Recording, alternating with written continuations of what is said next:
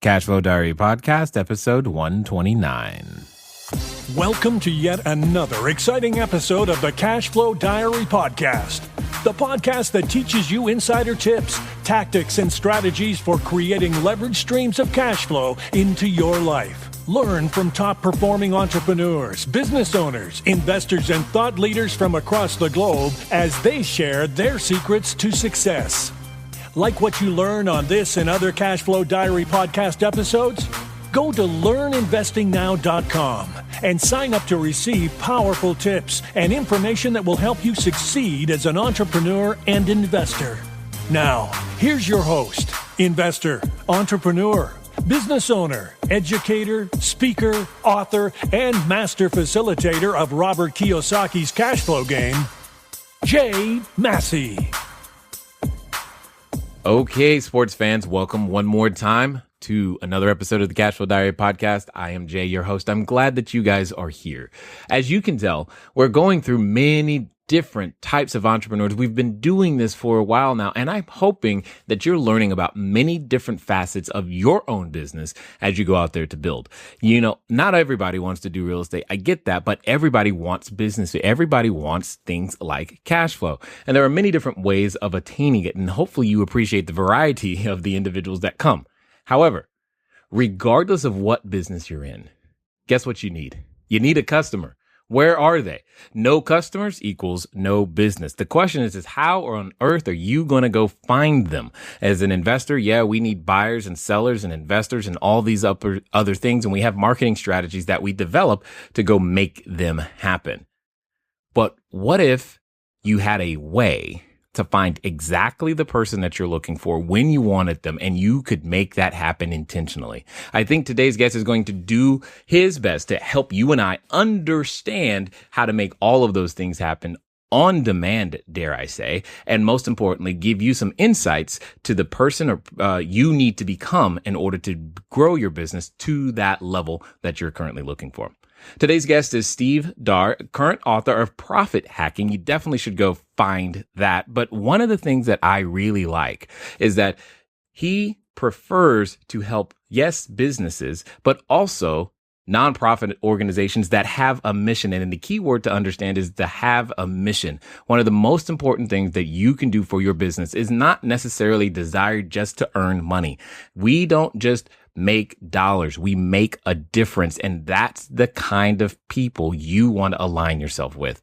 Obviously, Steve is as an expert at driving, converting, and monetizing traffic because he's managed over 1.3 million in online advertising spend, working with Fortune 500 companies. And he's been an entrepreneur since completing his undergrad degree. I have a sneaky suspicion we're about to learn a whole lot. So welcome, Mr. Steve Daar. Steve, you there? Yes, I am. Thank you for taking the time to invest here. I definitely appreciate it when anyone who knows anything about anything decides to give to our audience. One of the questions that I often start with is I look at today, and I look across the landscape of entrepreneurs and I think, man, we're going around, we're saving people, changing lives. And today's entrepreneurs are very much like yesterday's superheroes, the Batman, the Spider-Man, the whatever, they went around and saved lives. And occasionally they, dressed up a bit to go and do that. Yet every superhero has an origin story. They started some way, maybe it's their planet exploded or their parents died or whatever. Something happened and they then became the superhero we know today. So my question to you, Steve, is very simple. Before you were the author, before you were out there saving lives using the tactics and strategies that you know, who was Steve Daar? I love that question. And actually, a friend of mine, he runs something called Archangel Academy, and it's for entrepreneurs who have that big heart, who have their mission, and it's like really superhero themed. And so I really dig the connection. So who I was before I got into all this, I was a finance major. I graduated undergrad with a finance degree, and I was hired to be a financial advisor, specifically for K through 12 school teachers. And I thought I was going to have that job for decades. I thought that was going to be my career. And I noticed really quickly that the company that hired me, they're one of the largest companies in the world, this massive, massive insurance company. Basically, they were hiring people like me in this position to not really be a financial advisor, to not really be a true fiduciary, but to kind of be a glorified insurance salesman and selling these plans that I thought were not that great for the teacher. There was a lot of really expensive hidden fees. There were all these benefits that they taught you to sell, but the odds of them ever coming into play were almost zero. And I was like, and I actually did the math, and I realized that about $3 billion each and every year was being taken from teachers' retirement accounts and put basically to the bottom line profits of massive insurance companies. So that was kind of my origin story. That was like the point where I was just so outraged and incensed. And I was like, I need to do something to help give teachers access to better financial information. So I left that job, started my first business at 22 to do exactly that. And it was an epic, massive failure. Nice. And yeah, it was impressive, to be honest. So I was a finance guy, right? And I knew nothing about sales and marketing. And it became abundantly clear early that if I was going to be successful with helping teachers or with any business I was ever going to start, I needed to master sales and marketing. And so that put me on a path that I've been on for over 4 or 5 years now, where I don't think I've gone more than a day without opening up a book, getting on the phone with someone who's an expert and just trying to pick their brain, going through paid courses, going to seminars, whatever I could do to increase my library of knowledge and then apply it and test it and get better over time, has brought me to where I am today. Yeah. And you know, what's interesting about what you say is that no matter what specialized knowledge we may have, and of course, there's lots of specialized knowledge out there. Even if you say, ooh, I want to be a doctor. Great. You have a choice. You can either go work like with the big hospitals who have already figured out their sales and marketing, or you've got to start your own private practice. And guess what? You're going to eventually end up in a situation where you're like, I need more clients. I need more patients. I need more something. And then you're hit with this roadblock. I think every entrepreneur runs into that. So here's a good question then. When you were faced with that question the first time and you realized, hey, I got to sell stuff and find people to sell stuff to, what was the first thing you did? So the first thing I did is I went out and I talked to people who were successful financial advisors who had their own business or had their own RIA, like registered independent advisory firm, and also specifically people around the country who catered specifically to teachers and as financial advisors. And I asked them, how did you get started? Where did you learn how to be able to market and sell? And some people recommended certain marketing experts, and I started learning their stuff. And the biggest one early for me was Dan Kennedy, and I started learning a lot about copywriting and direct response marketing, both offline with direct mail and then online with, basically the majority of forms of advertising online can basically be qualified as direct response. And that's kind of where it started for me. Yeah. And my point there is you didn't just necessarily go and say, okay, I'll figure it out on my own. You were trying to leverage the experience of other individuals, which again is I would say a pattern for many of the entrepreneurs that we've definitely have talked to. Now, when you mentioned Dan Kennedy, I know for myself, although interestingly, it's a relatively new name to me. So tell everybody, because it probably could be a new name to everyone else as well, but you hear it a lot, and there could be a number of individuals, who are wondering, well, who is Dan Kennedy and why is that important? So Dan Kennedy is mostly a copywriter, but also marketing strategist. And in my opinion, he is brilliant, but he's also very, very good at extracting money from people like customers. And so he's got this really interesting model of giving a lot of information away for free or for low cost in books. And then he gets you into his world where you're paying like monthly membership fees and like all these things and seminars. So my main recommendation is for people, if you really want to get into it, like if you read his books, especially if you're a reader, just buy his books and you get 90%, 80% of what he teaches without having to get into like the really expensive stuff.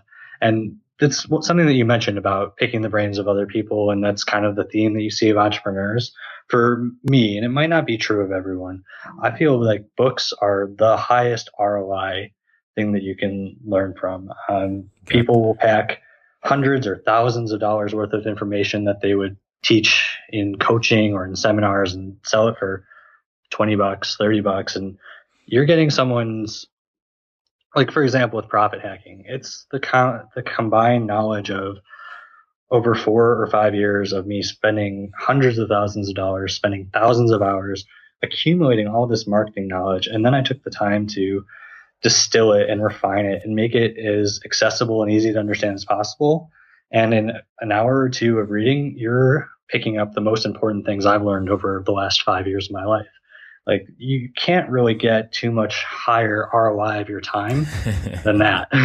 No, I am in 100% agreement is that it's the least expensive way to get all of that experience in a short period of time.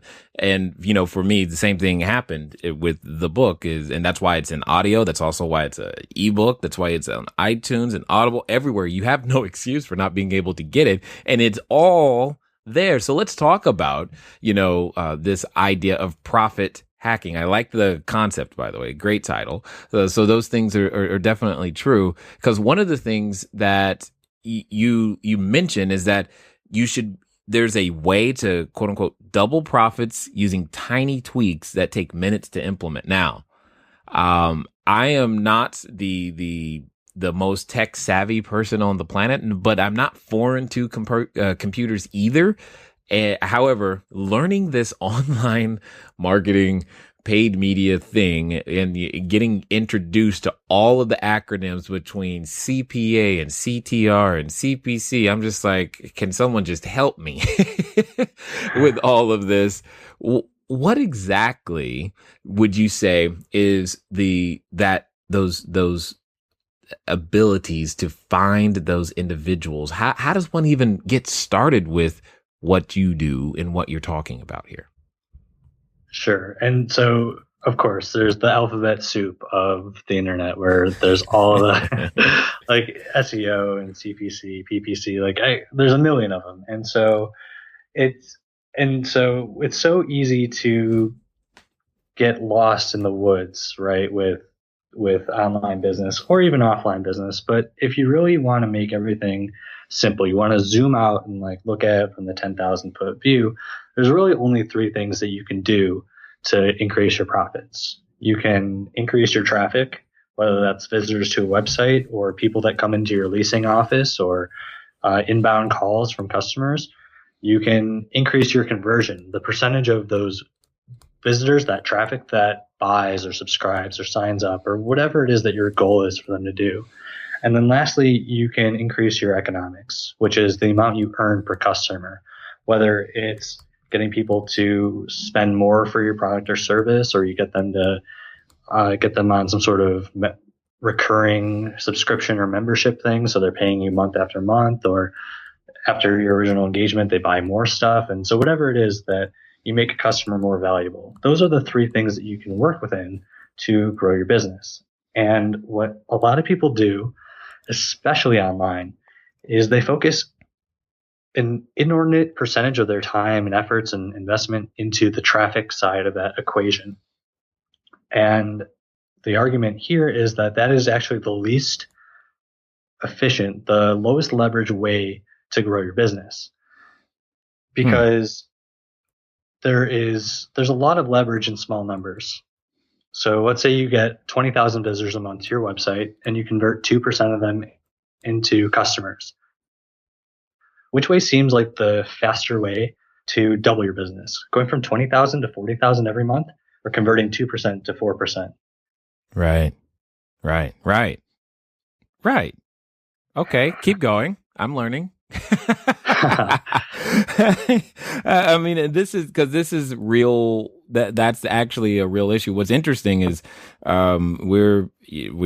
we would love to be at 20,000 people coming to the website, but we're definitely working through those pains. But we have a pretty high conversion for those that do actually get there. So I'm just learning through this process of where that leverage point possibly is. So okay, I'm listening now. Once you, I guess, as you go through that process, then what you're really saying is that traffic isn't the issue? So a lot of times you don't have a traffic problem. You have a conversion and or an economics problem.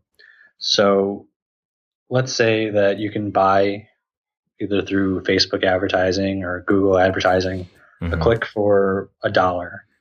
And if so, 100 clicks is $100 to you in this scenario. Right. And depending on the percentage of people that end up buying and how much they spend, your revenue per visitor is either higher than or lower than $1. And if it's higher than $1, then you want to make that trade over and over and over. So everyone who comes to your site, maybe you earn $1.50 and you're spending $1. So it just makes sense to make that trade as many times as you can each day. But if you're under $1, if you're under $1 in revenue per visitor, then you're losing money with every click that you buy. And so the only way to make your traffic more valuable is by either getting more of your visitors to convert or earning more per. Getting more traffic is never really going to increase your revenue per visitor. And so it's kind of like once you get the conversion and the economics in your favor, then you can just pour as much traffic into the engine as possible, and you can get it from all over the web. And if you're better than your competitors at converting people, like if you can show through your website, whether with the most engaging copy, the most interesting testimonials and case studies, or whatever it is that your visitors need to see and read and feel to know that you're the right solution for their problem. So if you can outconvert and then you can keep those customers longer, get them to spend more, then it's almost impossible for anyone else to compete with you, because you can, since every customer is worth that much more, or every visitor is worth that much more to you than they would be to anyone else, or to, your website. If it was not as strong at conversion or economics, then, you can hire the best SEO team, you can hire a social media team, content marketers. And that's kind of what you're talking about, is you're getting deep into this online marketing thing. And it's hard. It's really hard to learn how to do all these things. Like it's almost impossible to be an expert in all of them. But if you really understand your customer and you know them well, and you're able to show them what they need on your site, and you get those early things going in your favor, then you can hire people. You can go out and hire people who are expert in their various niche. So you don't need to be the guy learning everything. And that's really what you don't want to be as the entrepreneur and the business owner anyway. You want to be the CEO and you want to be the manager rather than the technician doing all the things. And conversion economics is really where that all starts. Interesting. And the funny thing is if people could see me right now, they would see me filling up my notebook I'm like, oh, that makes sense. Oh, that makes sense, because I know some of our conversion statistics, on some of our things. And I'm like, okay, I see what he's saying. So we have one particular sequence that, takes, at least on cold traffic, it's about 1.8%. Of the people who enter convert, whereas on organic traffic, it's closer to 8 point something. It's just completely different. And what you're saying is, all right, instead of necessarily going out there to go take the traffic from, say, and I'm just making up numbers right now, 10,000 people a day or whatever, instead of focusing on that, what you're saying is figure out how to take that 1.8 and turn it into 3.6 or 4 or 5. And you don't necessarily have to figure out the traffic thing. But even if you do figure out the traffic thing, what you're really saying is you can do both of those to gain even more leverage. Am I close? Yeah, definitely. And so you have to think about in this exact example, the organic traffic. And sorry if you can hear a siren. I live in the south side of Chicago, which is the crime capital of the United States. So that's not it's not an uncommon sound. And so, So in your specific example, when you have the high conversion with organic traffic and the low conversion with cold traffic, so what is probably happening there is people really tend to trust the results they see in the search engines, especially if you're number one or number two. Google kind of has that halo effect where people see, okay, this is the top result, so Google trusts them, so then I can trust them. I see. And so that might make it really appealing for them to say, okay, these guys are the solution I'm looking for. But for cold traffic, they might not have that same level of trust right away. They're a little more skeptical. They're more back on their heels. And so you might need to separate. If you're showing them the exact same page, you might need to create a separate page just for cold traffic that has more testimonials or more guarantees or more proof. Or instead of like asking them for something right away, you give them something right away and prove that your content or your solution is what they're looking for. And then after you sufficiently prove that, then you make your ask and you might see higher conversion rates. Are you tired of letting good cash flow generating ideas go to waste? Go to CashFlowDiary.com/ready to apply for a complimentary, yes, that means free, one-on-one breakthrough session. Take action now. Go to CashFlowDiary.com/ready. Again, that's CashFlowDiary.com/ready. Before we get back to today's episode of the Cashflow Diary podcast, your host Jay Massey has some important insights to share with you. Okay, entrepreneurs, I hope you're listening, because the skill sets that we've been going through and understanding how to attract individuals to you online as well as offline is absolutely necessary if you are going to grow your investors, your buyers, your database in any way, shape, or form. And I hope you're learning as much as I am learning as I listen to individuals like Steve who have the ability to help you and I go out there and reach and touch and affect more people. These skill sets are absolutely necessary. They're not optional. And I want to make sure that I underscore that. You know, it's like saying, hey, Jay, I'd love to be able to, grow up one day, but I don't want to learn to walk. Well, understand the skill sets that we're talking about today, because of the way businesses are changing, because of the reach you can have for your business to build your cash flow. What we are talking about is absolutely necessary for every entrepreneur. I'm not going to keep you from it any longer. Let's get back to it. Interesting. I love that, because that's actually the slant we had been taking for that very thing. So that makes me feel good. It's like, hey, I got good advice on that one. Now, the interesting thing that when you say profit hacking, is it things like this that you're referring to? What exactly? Because you talk about a profit hacking formula. I'm just like, all right, what is that? What does that mean? Sure. So the formula is traffic times, and then in parentheses, conversion times economics. So the three things that we talked about, and it all equals revenue. And so those are the three things that we talked about. And basically, your conversion times your economics is equal to your revenue per visitor. And then you multiply your revenue per visitor by how many visitors you have. And that's your revenue. And so the formula is, okay, these are these three things that we can work within, and which ones have the leverage, which, as we previously went over, are conversion and economics. Got it. So that I can translate this to something that I might actually already understand, I'm just, it is what it is. When you say things like revenue per visitor, would that be the same as customer lifetime value, or is that a different number? So, yeah, I mean, it would basically be, yeah, I mean, I would say that's an apt comparison, definitely. Got it. Okay. Awesome. Great. All right. Because I'm trying to get a handle on these things so that I can go out there and use this and reach more people. That's what I think every entrepreneur does. Now, how did you manage? Because something else that I found interesting is how did you manage to get to? Because $1.3 million in online advertising spend. First of all, that sounds like like how? And and then second, working with Fortune 500 companies. It's like, really? Interesting. Those two things, the idea of, Ford trying to do direct response marketing seems interesting to me simply because I don't buy a car that frequently. Totally. So they're actually tied together. So after my teacher's original venture in entrepreneurship with the teacher's finance stuff, by the time that I kind of started to really figure stuff out and I could be effective and a dangerous marketer, so to speak, I had spent myself broke and beyond broke, and to the point where I was in debt.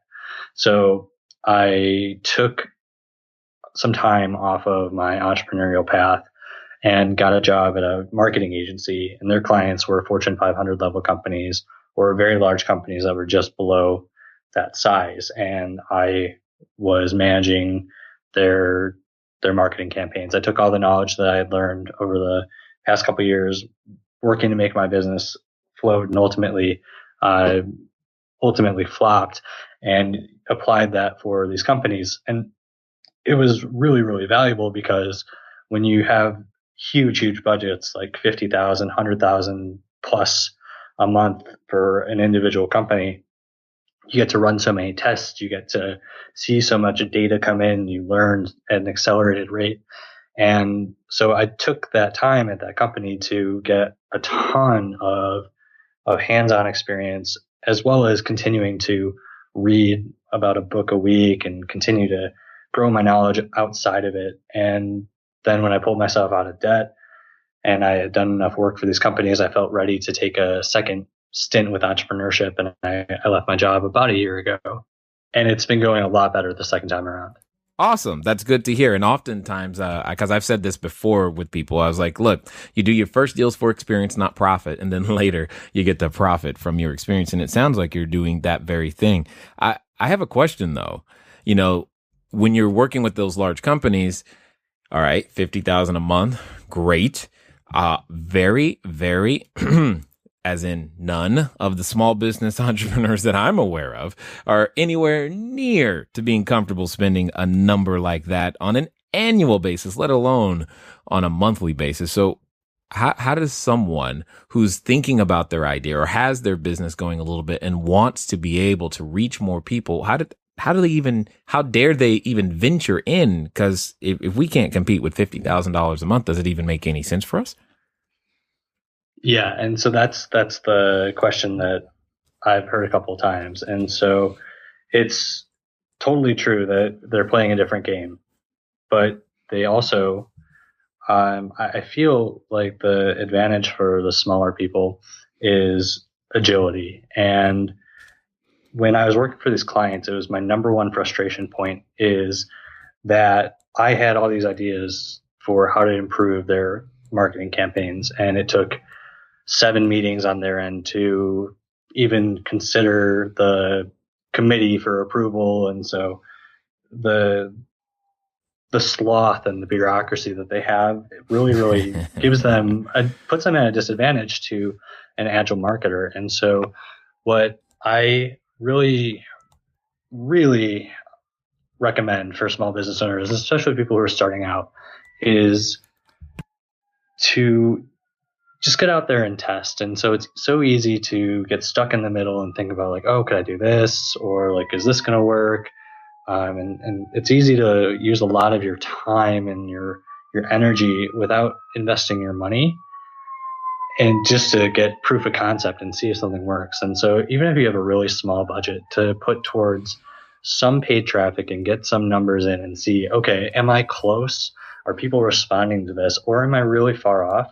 And that information is worth its weight in gold, because then you can either realize, okay, I need to pivot or tweak, or maybe even get into a completely different line of something to get my cash flow, or I'm on to something. Right. And you can pursue that further.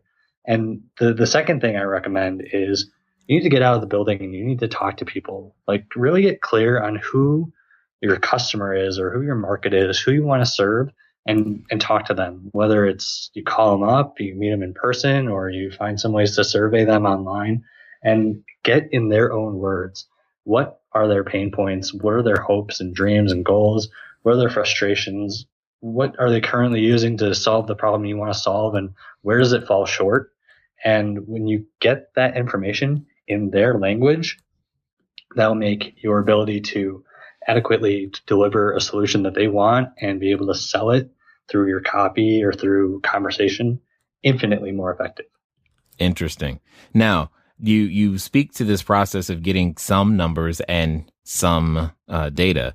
How much is some numbers? Because when you say a small budget, and we were just talking about $50,000 a month, someone could have interpreted that and said, well, how much is small? Because small could still be too big.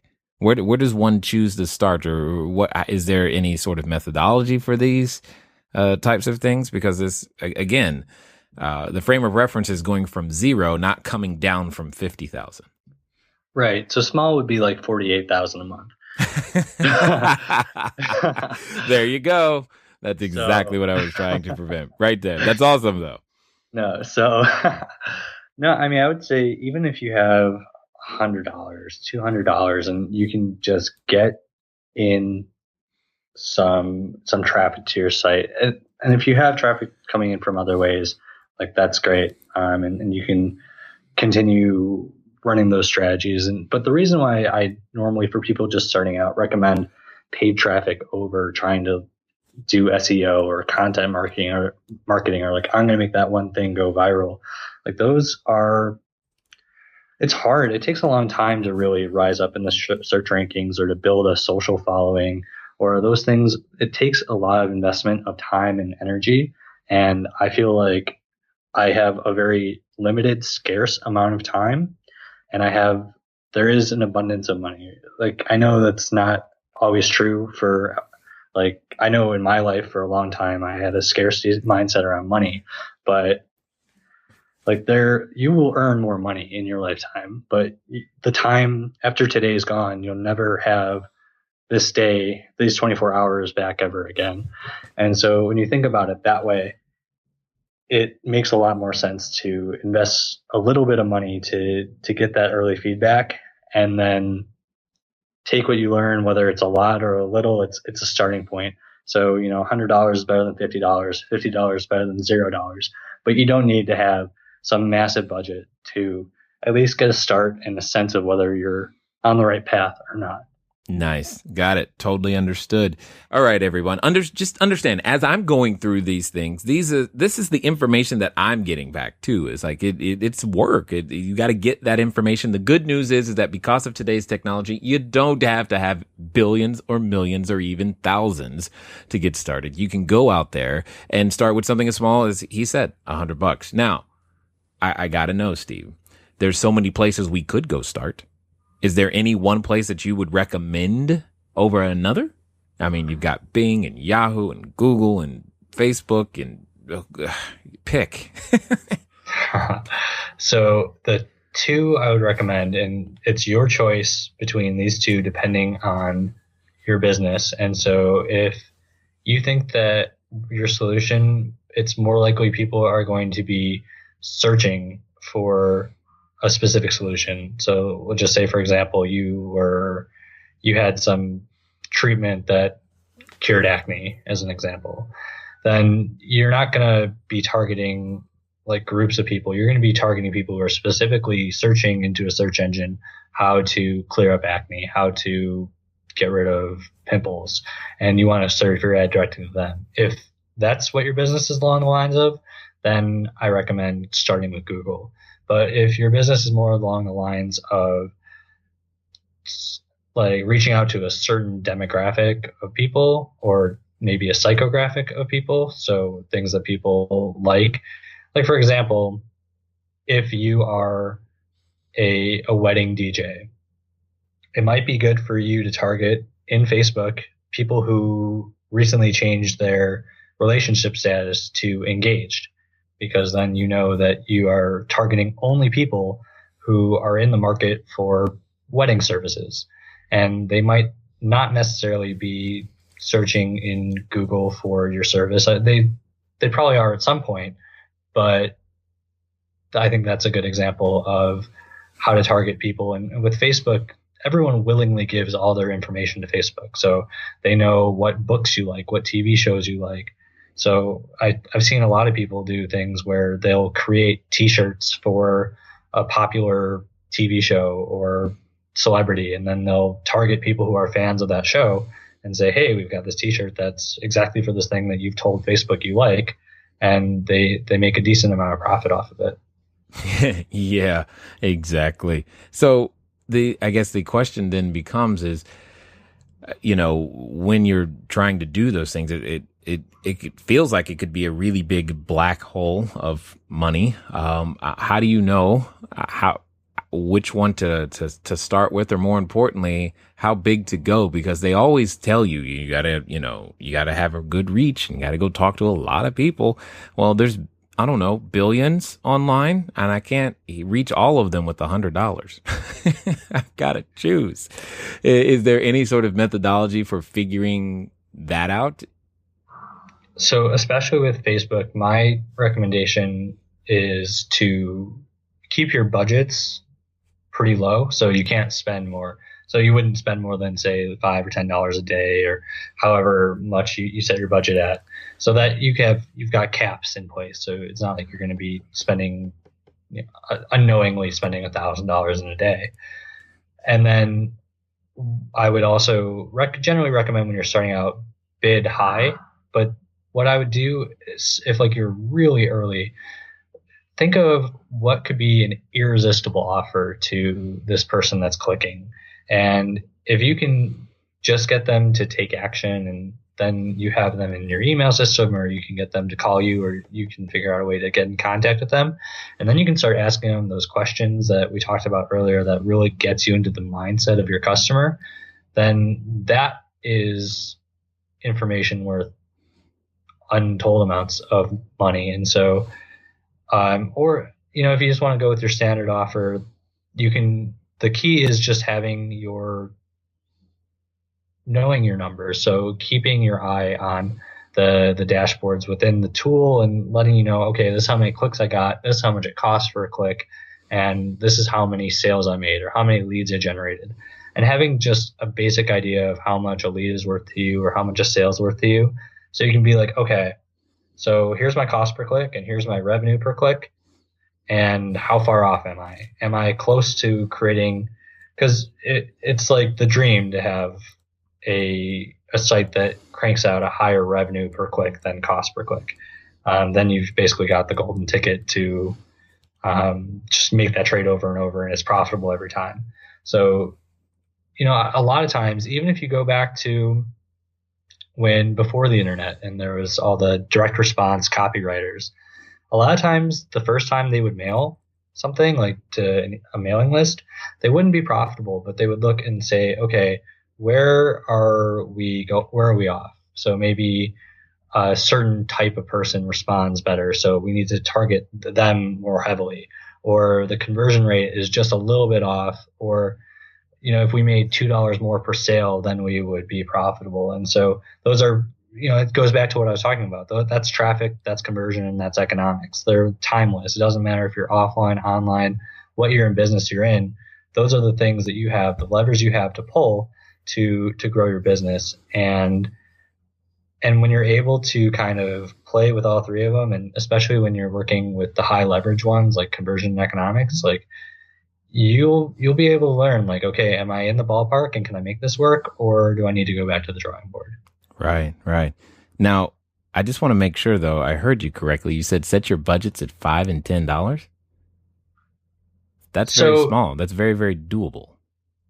Yeah, and with Facebook or with Google AdWords, you could do that per day, and so it's definitely doable. I mean, depending on what you're targeting, you might only get a couple clicks a day, but I mean, it's a start. If that's where you're at, that's fine. It's just like the thing is, I want people, and it's whether in business or life, changing a habit, it's all the same, right? Like, you need to just get started, and you need to learn, and you need to get out there and do it.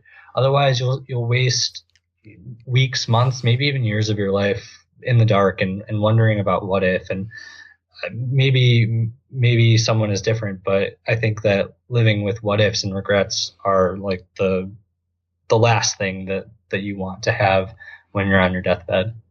Huh. Don't want to wait that long, but yeah, sure. Don't want any of those if we can avoid them in any way, shape, or form. So your specialty then is being able to understand a particular company's customer and helping them find that customer. Is that am I accurate? Am I close? Yeah, I mean, that's a huge part. So my main area of specialty is conversion. So getting what makes people click, what makes people subscribe, what makes people buy. And a huge part of that is understanding who they are, getting inside their head and understanding their problems and their needs and where they are and where they want to be and what they think is stopping them from getting from point A to point B. And then basically delivering your message, your product, your service as the mechanism that will get them from A to B. And if you can do that, you're going to get buyers. Nice. Excellent. So if someone wanted to find out a little bit more about who you are, what you're doing, and what you're up to, what would be the best way for us to get a copy of the book and find out what you've got going on? So for a copy of the book, profithacking.com is a great place. Just for about me personally, I think I'm the only Steve Daar out there. So if you Google Steve Daar, I dominate page 1 of Google. Yeah. And yeah, I mean, those are the two best ways to learn a little bit more about me and about the book. Excellent. You probably want to spell the name just in case. Yep. Steve with a V and Daar, Daar. Exactly. Excellent. Well, I definitely appreciate you taking the time to invest with us here at the CashFlow Diary. What do you have to say to that person who's right now thinking to themselves, should I, shouldn't I, will this media thing really work for me? So, I mean, I think that this is going to be a broader answer than maybe what you're looking for, but it all starts with you and it all starts internally with your mindset. And so, like, if I could give any advice, it's learn maybe something about a stoic mindset or get some things going that just teach you how to always move forward. Don't let yourself get too down if you spend some money on media and it doesn't work, and don't let yourself get too up or too overconfident if it works out well the first time, because there's always a way to improve. There's always more to learn, and if you just constantly improve, you focus on incremental gains each day, you'll be surprised at how fast you'll improve, how fast you'll get to profitability and get to those places where you want to go. Excellent. Well, sir, thank you very much for investing your time here with us today. Thank you for having me. All right, ladies and gentlemen, you know what time it is. It is time for you to move at the speed of instruction. What does that mean? That means profithacking.com is probably the destination you are headed to, especially if you're wondering, all right, how can I find more investors? How can I possibly get more sellers? What could I do to attract the individuals that have the assets that I want to purchase and go out there and make things happen? Or maybe, your business is different. Maybe you're looking, your customers are, you call them clients, or maybe you're looking for more patients to work on. Whatever it is, you got to build your cash flow. And part of that process is finding the person and helping them understand why your product or service is what they're looking for. And I'm guessing that something you heard today has helped you make that happen. It's been fun talking to you guys again. I look forward to talking to you soon. Until next time.